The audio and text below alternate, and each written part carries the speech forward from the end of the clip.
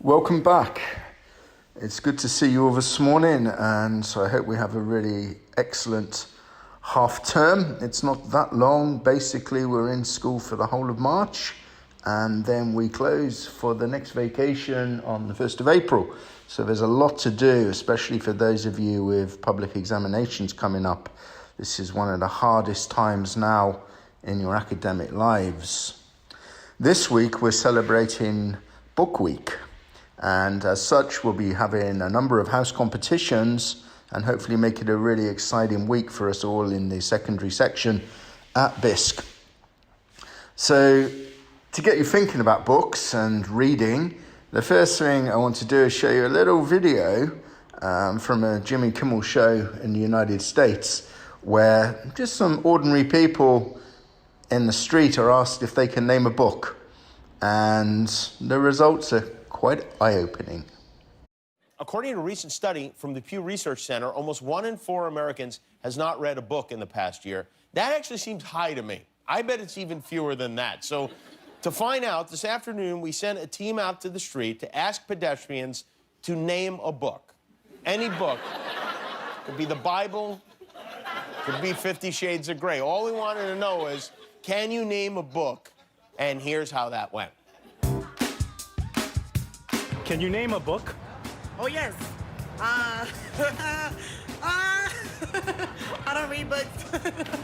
But, what's it called? Can you name a book?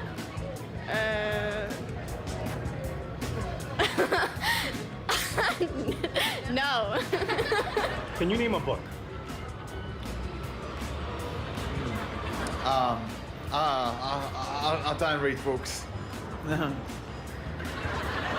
Yeah, that's it. A book? The Lion King. The movie? Yeah, the book. You read the book The Lion King? Yeah.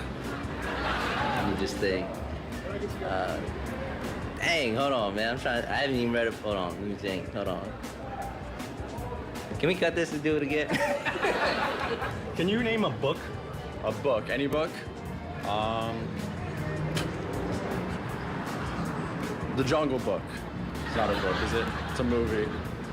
Jungle Book, sure. Is it? Both. Are you sure? No. Do magazines count? No, those wouldn't be books. That's correct. I can name Moby Dick. That's an artist. He wrote a book called Horse. I like that book. Moby Dick was the author, Yes. and the book was Horse. Yes. That's what I said, huh? What was the last book you read? Probably Dr. Seuss. Dr. Seuss. Dr. Seuss? Dr. Seuss, maybe? I haven't read a book for like 12 years. I'm drawing a blank. Jeez. I need books. Sorry. I am totally blanking out on books. What do you do for a living? I was a librarian. Now I'm unemployed. All you have to do is pick up a book, because when you know how to read, adventures come to you. I'm not going to ask you now if you can name a book. I'm pretty sure that you all would be able to. Instead, I want you to think about your favorite book. So I just want you to take a moment to think. It's not something I want you to decide instantaneously. And again, if I asked you this question tomorrow, maybe your answer would be different. If you ask me what is my favorite book, it would depend. Often, if I ask that question, I'd probably say Animal Farm by George Orwell, because that book made a huge impact on my life, not just in terms of it being a lovely piece of literature, but in terms of the book being something which really got me to think about the world in general and affected the subjects I went on to study and take a great interest in life in terms of politics, international relations and things like that, inspired by a book that I read in my teenage years. Another time I might say The Name of the Rose by Umberto Eco. Again, that book really inspired me. I read it for pleasure, and it's probably the book which opened up my eyes to the joy of reading, just for the sake of reading. I think up to then I was probably reading more because I wanted to find things out, find out more about the world. But The Name of the Rose I just found to be the most wonderful book, full of wonderful writing, got me thinking.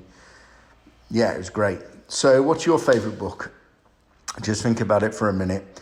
And then after you've had a minute to think, just tell one of your classmates about your favourite book, and then they can tell you. So just work in pairs on that little exercise.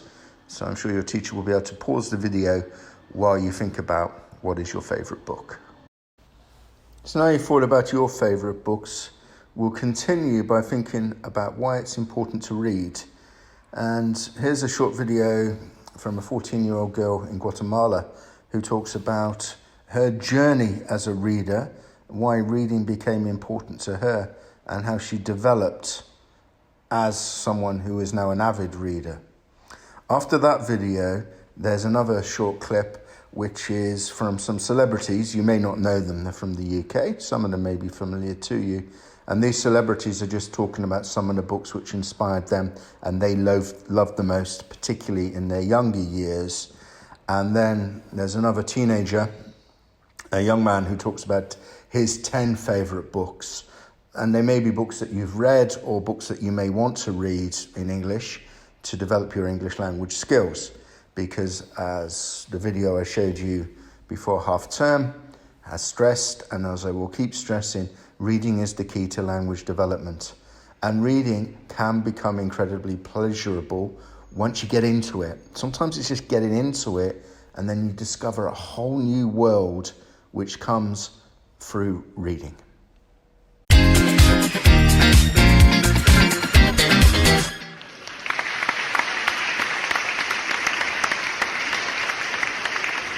Why should we read?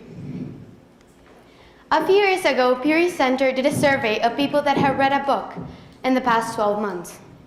Some people like to read because of what they can learn.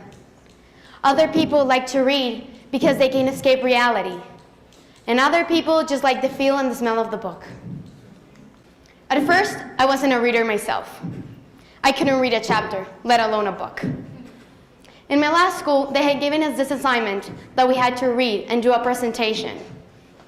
My first thought, they were crazy, they were nuts. How can they make me read a book over school break? But as I was thinking it through, I realized I had two options.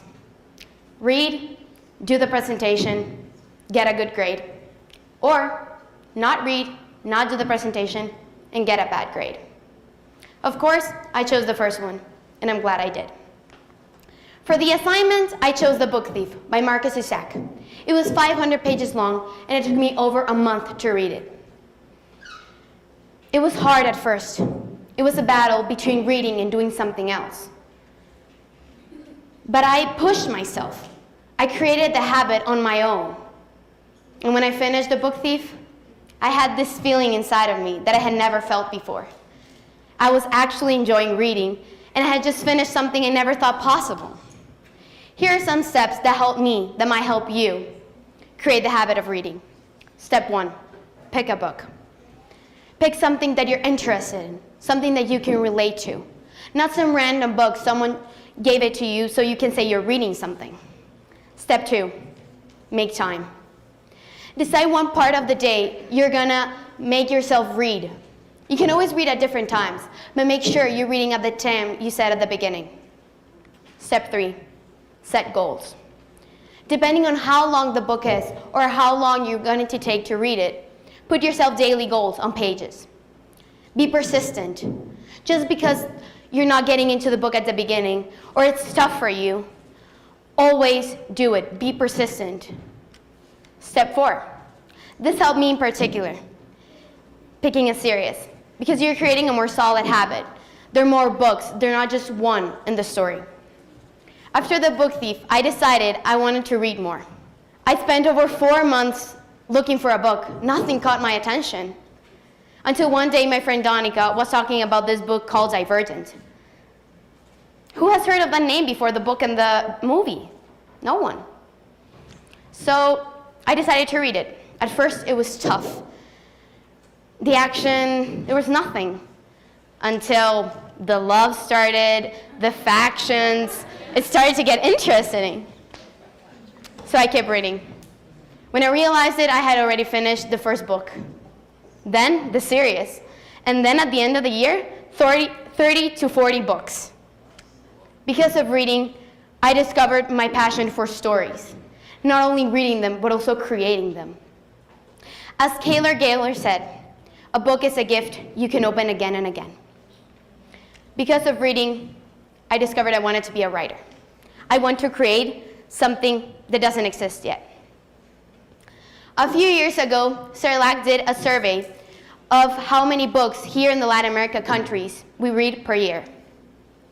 In the top is Argentina and Chile with 5.4 and 4.6 books read by person a year. At the bottom is Colombia and Mexico with 2.2 and 2.9 books read per person a year. In Guatemala, we're estimated to read less than a book a year, and that only 1% of the population read for pleasure. We live in a generation that we can choose from more than 1,000 books. Fiction, nonfiction, whatever you want. There has never been so many choices and so many sources we can choose from. There's something for everyone. I'm not telling you that you should become a bookworm or that you should read a book per week, but I'm encouraging you to try. It can amaze you how many things you can discover by reading. At first, it's always tough, but once you create the habit, you see it's all worthwhile. As Dr. Seuss said, the more that you read, the more things you will know. The more that you learn, the more places you go. Thank you.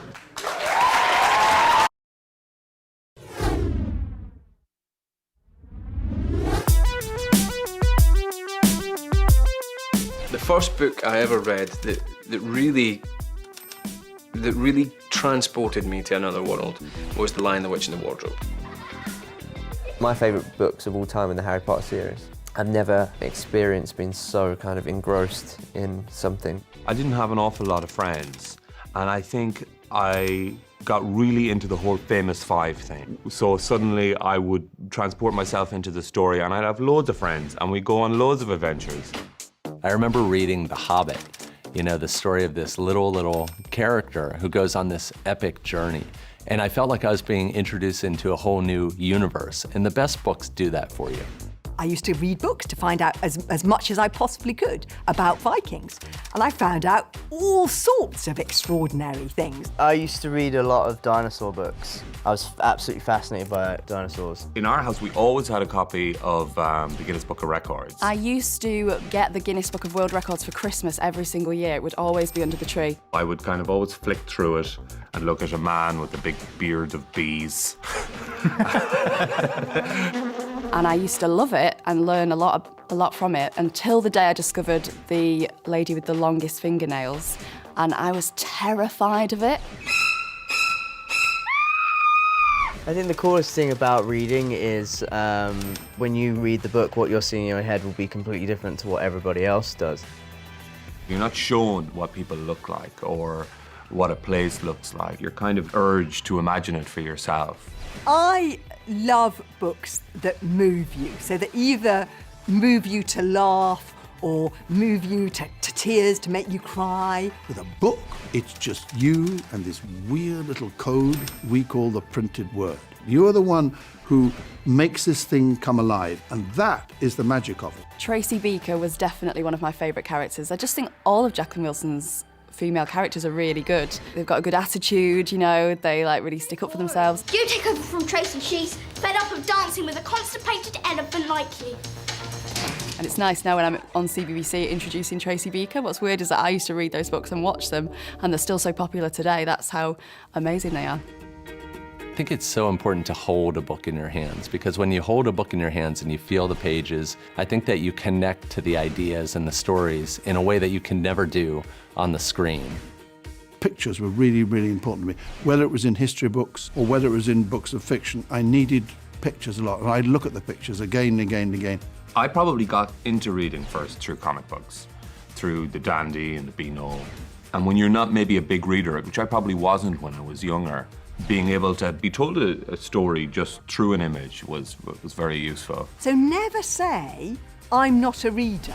It's just that you haven't found the right book for you. You might like a funny book, and somebody else might like a scary book. Try lots of different kinds of books, and then you'll find the right book for you.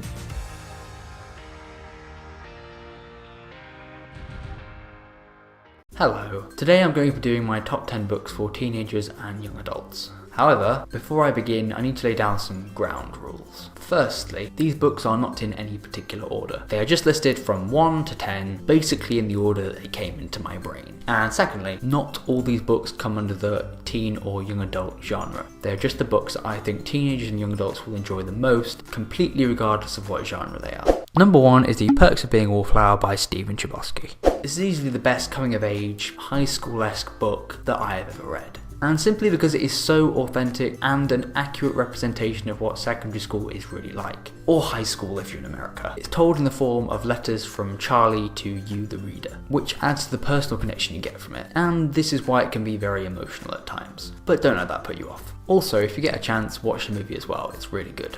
Number 2 is A Game of Thrones by George R.R. Martin. This is a very detailed and long fantasy book. You'll be treated to a very interesting cast of characters, as well as kings, queens, swords, magic, betrayal, love, hatred, all that stuff, even if it can be a little bit slow at times. Number 3 is The Girl on the Train by Paula Hawkins. This is essentially a modern thriller done exceptionally well. It reminded me at times of an Alfred Hitchcock film, as it was very intense at times. I think it works well because there aren't very many characters, so the plot is very focused and easy to follow. Number 4 is The Hunger Games by Suzanne Collins. This is a young adult dystopian novel that I'm sure you've all heard of. Again, this is a very easy read because the language is pretty simple, and it is also very intense at times. Although not in a creepy way, more in an adventurous type of way. And I think this franchise has been very successful for 2 reasons. Firstly, the concept of the Hunger Games, and secondly, having a very relatable and human character placed inside the Hunger Games and then having the story told from her perspective. Number 5 is Looking for Alaska by John Green.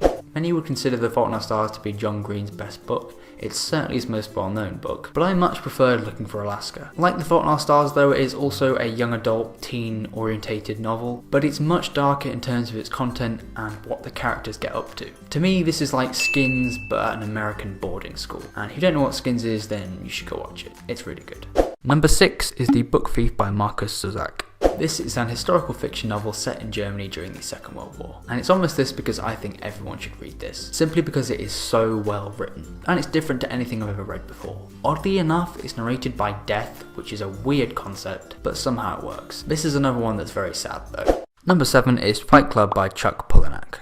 This is a satire book told from the perspective of a man struggling with insomnia. To me, if you're in any way frustrated at Western society, you will connect with this book. It has a very unique writing style, and the tone is very dark and dirty. As much as I love this book, don't recommend this for younger teenagers because, firstly, I don't think they would grasp the themes as well as older teenagers and young adults, and secondly, because it can be quite graphic at times. The film is excellent too, so I recommend you check that out also. Number 8 is The Martian by Andy Weir. This is a sci-fi adventure that is also somehow a comedy, and is genuinely very funny, but the ending was so intense I felt slightly sick. I wasn't sick, don't worry. It can be overwhelmingly sciencey at times, but it doesn't really matter to be honest.